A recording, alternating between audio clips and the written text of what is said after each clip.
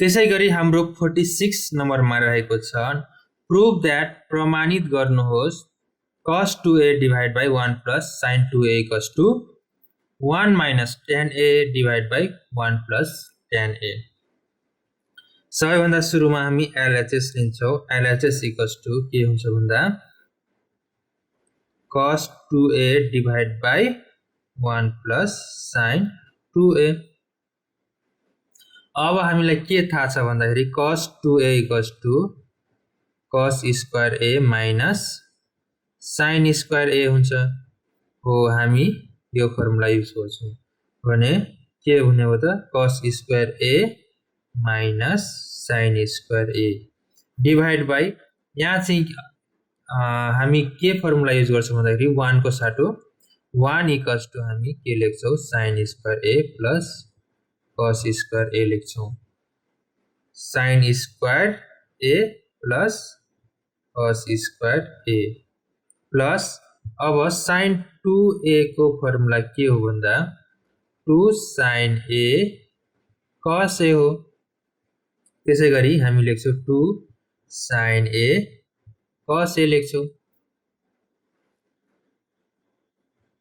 यति गरिसकेपछि हामी cos square a minus sin square a लेख्छौं डिवाइड बाइ यसलाई चाहिँ अलिकति रिअरेन्ज गर्छौं. के कसरी गर्छौं भन्दा यो जुन cos a छ cos a लाई हामी सुरुमा लेख्छौं cos square a plus त्यसपछि यसलाई लेख्छौं. यसलाई लेख्दाखेरि 2 sin a cos a plus sin square a जुन छ यसलाई चाहिँ हामी अन्तिममा लेख्छौं.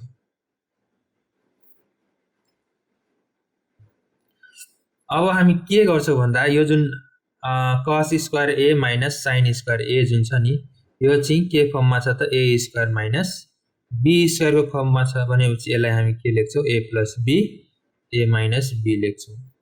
त्यसरी लेख्दाखेरि के हुने भयो त cos a minus sin a into cos a plus sin a हुने भयो डिवाइड बाइ अब यो जुन छ यो चाहिँ के फर्ममा रहेको छ भन्दा a square plus b square equals to हैन a square हैन a plus b को whole square equals to a square plus 2ab plus b square हो. यो फर्ममा रहेको छ हामी यो फर्ममा कन्भर्ट गर्छौं.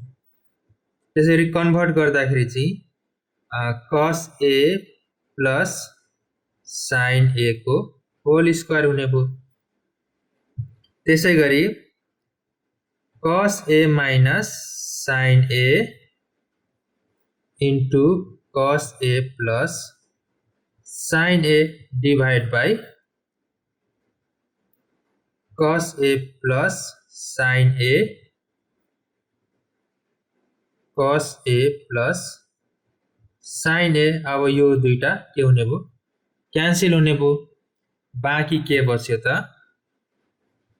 cos a minus sin a divided by cos a plus sin a हो. हामी LHS लाई हामी यति नै छोड्छौं.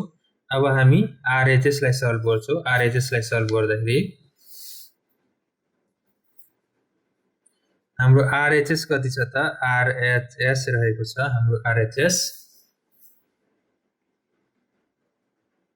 हाम्रो RHS रहेको छ 1 minus tan a 1 plus tan a 1 minus tan a divided by 1 plus tan a.